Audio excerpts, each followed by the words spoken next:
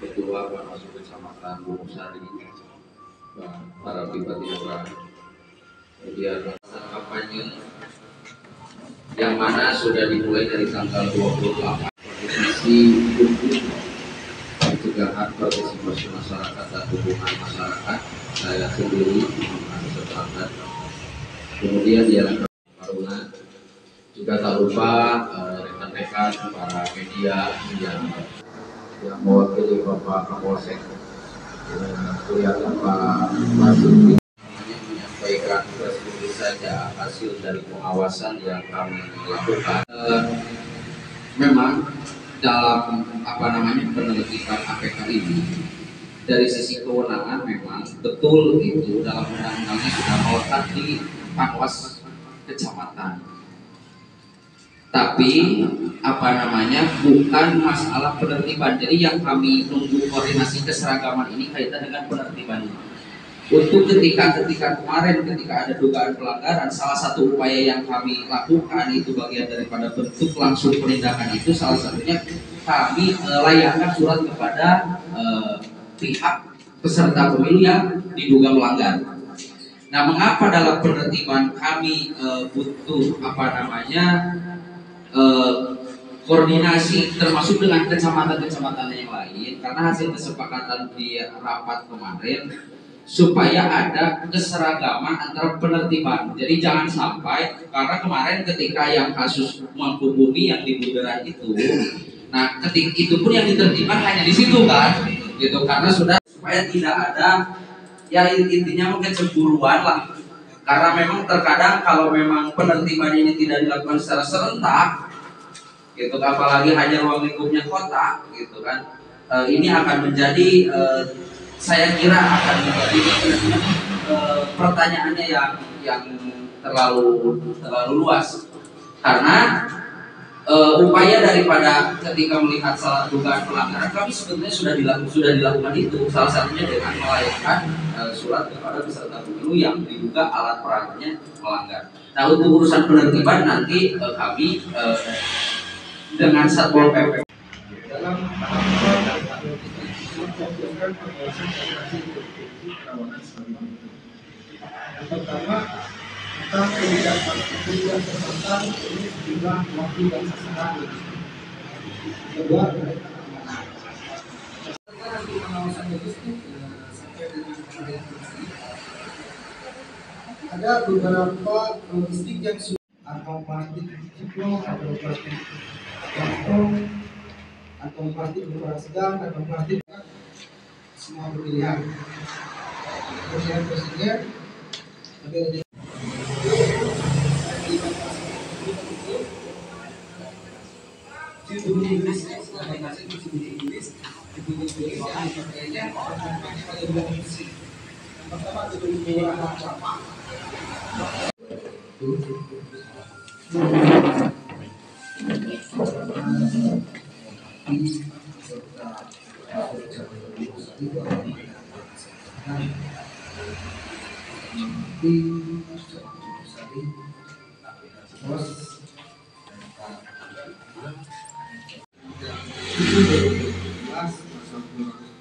ayat 1 ada 9 metode kampanye yang dapat dilakukan oleh peserta pemilu.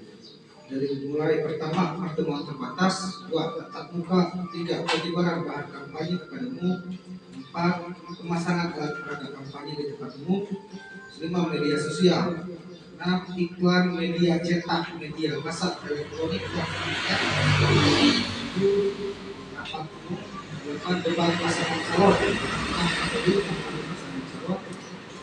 tadi ada 9 adalah kegiatan lainnya yang tidak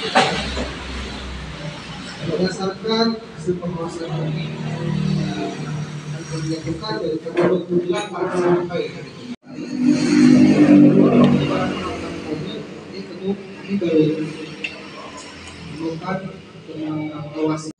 Ketiga ada pertemuan tatap muka sama baru 1. Ketiga, keempat ada pengambilan kampanye. Jadi pengambilan kampanye ini maksudnya ada hasil pengawasan tersebut di atas. ada dugaan pelanggaran banyak dalam pelaksanaan dan juga dari APK yang melanggar tersebut, kalau Bawaslu Kecamatan Purwosari akan menindaklanjutinya. Yang pertama, melayangkan dulu himbauan kepada partai politik agar bisa menurunkan APK yang melanggar. Apa itu presiden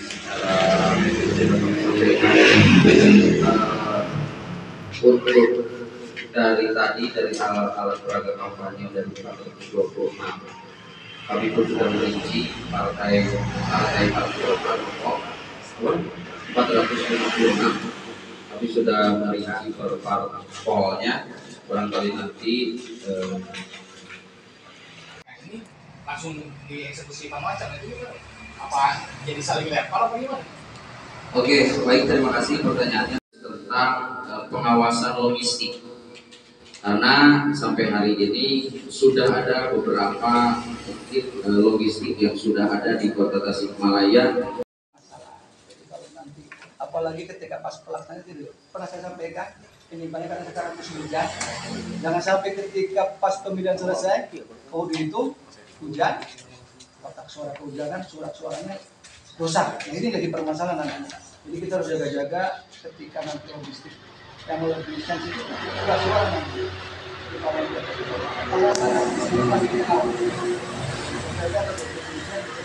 Mungkin dari Bawaslu atau Pampas juga pasti ikut. Saya sampaikan ketika penyimpanan nanti TPS itulah yang perlu disampaikan. Berarti disampaikan ke TPS dalam penyimpanan tadi.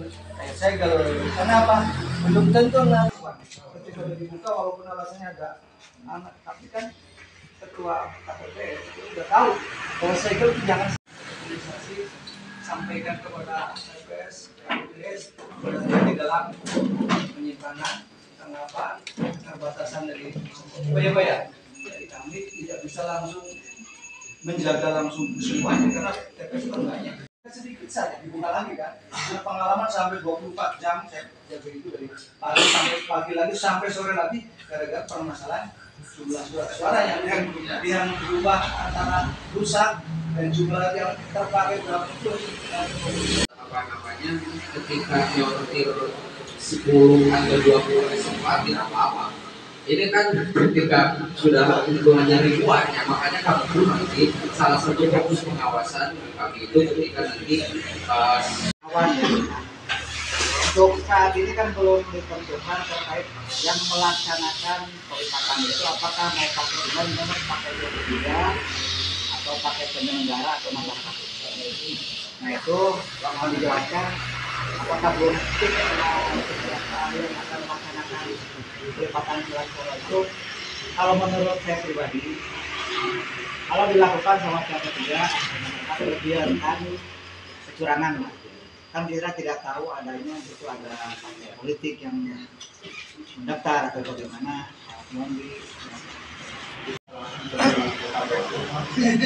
tapi paling tidak kami sebagai bahan apa yang tadi Bapak sampaikan itu juga akan salah satu rekomendasi mungkin kepada KPU ya, terlepas nantinya teknisnya akan memakai tenaga penyelenggara atau pihak ketiga atau masyarakat umum di Rockwood seperti apa, itu mungkin nanti yang jawabnya KPU. Kalau kita tuh dari teman-teman media, teman-teman juga BKMPI.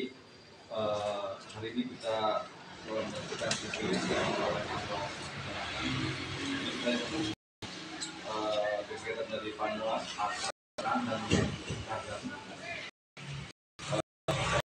kawasan di luar ya musim hujan dan sebagainya. Jadi kalau kita proses hal itu yang jelas mudah-mudahan kegiatan penyelenggaraan pemilu baik yang biasa selalu pastinya mendukung fasilitasi kegiatan-kegiatan khususnya dalam rangka menyukseskan pemilu 2024. Dan pada akhirnya kita pun berharap apa yang disampaikan. Mohon maaf dari saya sebagai moderator MC juga terima kasih. Assalamualaikum warahmatullahi wabarakatuh. baik saya bersyukur hari ini ada kegiatan khusus, jadi kita tahu identifikasi apa yang menjadi permasalahan di lapangan ada oleh Panwas, baik itu terkait dari logistik, terutama dari sampai logistik, bahwa ada kegiatan-kegiatan di TPS yang ada kekurangan kita akan lengkapi, karena itu bagian daripada tugas kami, bagian daripada proyek kami sama pemerintah. Soal akan kami presentasi, nanti akan koordinasi dengan PPK. Kemudian terkait dengan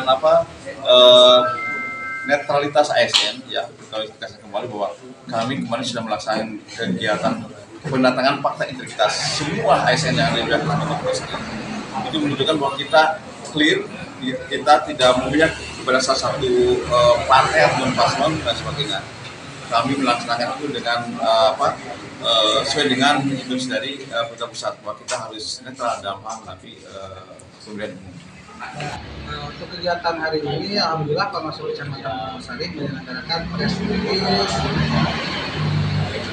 hasil pengawasan logistik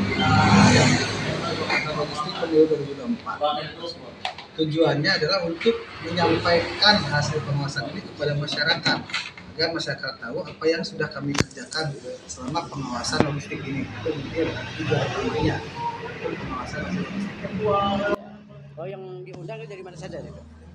Itu kami mengundang musbika dan juga pemuda di Kecamatan Wonosari. Selain itu mungkin media, karena untuk menjadi kepanjangtangan kami supaya menyebarluaskan kepada masyarakat. Nah, ini kalau untuk keterkaitan dengan pengamanan atau yang namanya untuk pemilihan umum gitu ya Pak ya. Mungkin yang dilibatkan dari Karang Taruna, dari KNP gimana tuh? Pun kami kan sudah jauh-jauh hari tahun lalu kami melakukan nota kesepahaman ataupun MOU dengan Karang Taruna dan juga KNP ya, terkait pengawasan partisipatif. Nah ini yang kami harapkan ini nanti dari Karang Taruna ini ada menjadi pengawas partisipatif ataupun pemberi informasi ataupun laporan kepada kami, karena kami di sini kan SDM kami terbatas. Jadi kami mengharapkan partisipasi aktif ini dari rekan-rekan Karang Taruna dan PMI yang sudah MOU dengan kami. Kalau untuk sampai saat ini yang melanggar gitu, itu apa saja kira-kira? Oh, kalau masalah kampanye ya itu kampanye ini memang ya melanggar baru saja tentang APK, pemasangan APK. Pemasangan ini memang cukup banyak, ada 500 lebih tadi yang saya sebutkan di press release, ada 500 lebih dugaan pelanggaran mengenai pemasangan alat peraga kampanye.